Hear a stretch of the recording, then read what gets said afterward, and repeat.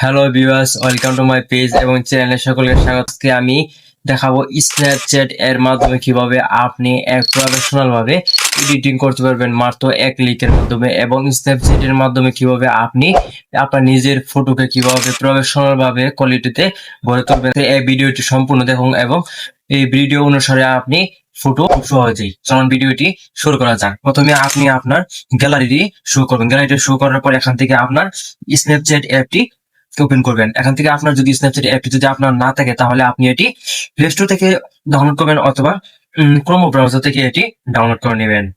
এখান থেকে আমি স্ন্যাপচ্যাট অ্যাপটি ওপেন করব। স্ন্যাপচ্যাট অ্যাপটি ওপেন করব। ওপেন হয়ে যাওয়ার পর এখান থেকে আমি প্লাস অপশনে ক্লিক করব। প্লাস অপশনে ক্লিক করার তারপর এখানে এলো অপশনে ক্লিক করে দিব। এল অপশন ক্লিক করার পর এখান থেকে আমার গ্যালারিটি শো হবে। গ্যালারিটি শো হওয়ার পর এখান থেকে আমি একটি ফটো সিলেক্ট করব। যেমন আমি এই ফটোটি সিলেক্ট করলাম। সিলেক্ট করার পর আমার এই ফটোটি আপনার স্ন্যাপচ্যাট অ্যাপের ভিতরে চলে যাবে। তখন এখান থেকে আমি ফটোটি দেখবো। দেখার পরে এখান থেকে আমি নিচে টুলস অপশনে ক্লিক করব। টুলস অপশনে ক্লিক করার পর এখান থেকে অনেকগুলো অপশন দেখাচ্ছে। এখান থেকে আমি ক্লোন ইমেজ, প্রথম যে অপশনটা এই অপশনে ক্লিক করব। ক্লোন ইমেজে ক্লিক করার পর এখান থেকে নিচে দেখেন মানে কি তীরের মতো অনেকগুলা আইকন দেওয়া আছে, ওই আইকনে ক্লিক করব। ক্লিক করার পর এখান থেকে আমি ব্রাইটনেসটা একটু বাড়িয়ে দিব।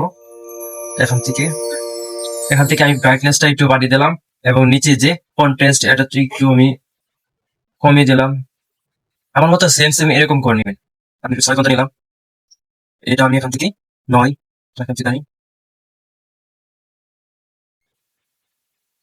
এখান থেকে এখন আমার হয়ে গেছে। এখান থেকে আমি টিক চিহ্ন ক্লিক করব। ক্লিক করার পরে এখান থেকে দেখেন আমার ফটোটা।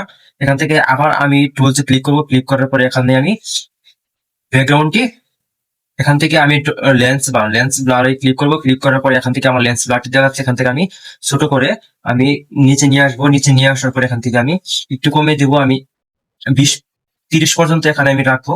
30 পর্যন্ত রাখবো। নিচেরটা আমি এখান থেকে ট্রান্সলেশনটা আমি শূন্য করে দিব। শূন্য করে দিয়ে আমি এখান থেকে 0 করে নেবো। 0 করে নেওয়ার নিচে ব্রেটে স্টুড এটা আমি একটু করে 0 করে দেবো। 0 করে দেওয়ার পর এখান থেকে আমি টিক চিহ্ন আবার মার্ক করবো। মার্ক করার পর উপরে দেখেন এর অপশন ক্লিক করবো। এর অপশন ক্লিক করার পর এখান থেকে ভিউ এডিটে ক্লিক করবো। আবার লেন্স বারে ক্লিক করবো। লেন্স বারে ক্লিক করার পর এখান থেকে ইমোশন এর অপশনে ক্লিক করবো।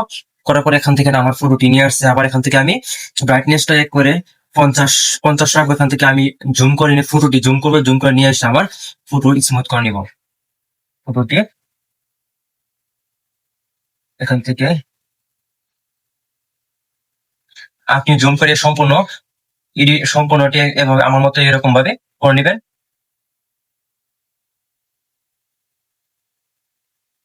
আমার মতো এরকম ভাবে সম্পূর্ণ করে নেবেন। দেখবেন আপনার ফটো, দেখেন আমার ফটোটি জুম করা হয়ে গেছে। এখান থেকে দেখেন আমার ফটোটি জুম করা হয়ে গেছে। দেখেন আমার ফটো জুম করা হয়েছে। এখন আমি এখান থেকে তুলে নেবো। দেখেন আমার ফটোটি স্মুথ হয়ে গেছে, আগের থেকে অনেক স্মুথ হয়ে গেছে ফটোটি।